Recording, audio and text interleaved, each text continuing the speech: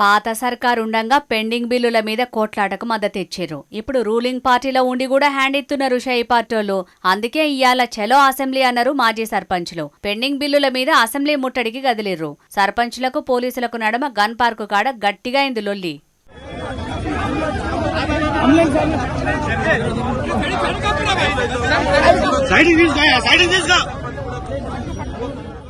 ఆగిత్తం ఇగిత్తం అనుడే అయితాంది గాని ఏడాది బట్టి గిదే కథ. ఇచ్చింది లేదు ఏం లేదు.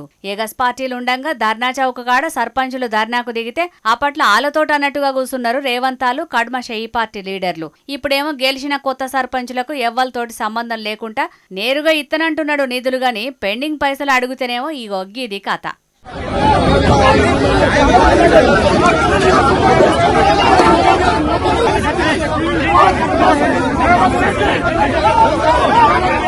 నిరసనకు దిగిన సర్పంచులను అరెస్టు చేసిరు పోలీసులు. బల్మీటికి ఎక్కిచ్చిరు పోలీసు వ్యాన్ల. మస్తు కోపానికొచ్చిరు మాజీ సర్పంచులు. కొంతమందిని ఊర్లలోనే ఆపి అరెస్టు చేసిరట అసెంబ్లీ దాకా రాకుండా.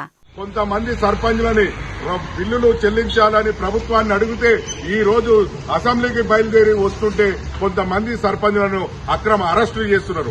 అక్రమ అరెస్టులతో నిర్బంధాలతో మా బిల్లులు మా గొంతులు నొక్కి మా బిల్లులు ఇవ్వకుండా ఈ ప్రభుత్వం కక్ష సాధింపు చర్యకు పూనుకుంటే ప్రజల నుంచి మమేకం చేసి ఈ ప్రభుత్వంపై తిరుగుబాటు చేసే పరిస్థితి వస్తుంది. కాబట్టి మొత్తం 531 కోట్ల పెండింగ్ బిల్లులున్నాయట. ఇప్పటికే పదవీకాలం అయిపోయి 23 నెలలు గడిచినాయి. ఇదివరకు ఓపారి కూడా లొల్లికి దిగిర్రు. అయినా బాకీ గడతామంటలేరు గాని కొత్త నిధులు ఇప్పిస్తామని అయితే మస్తు చెప్తున్నాడు సీఎం సారు. సూత్తా అంటే ఇప్పట్లో ఒడిచేతట్టయితే లేదు లొల్లి. చూడాలి మరి పెండింగ్ బిల్లుల కథ ఎప్పుడు సుఖాంతం అవుతుందో.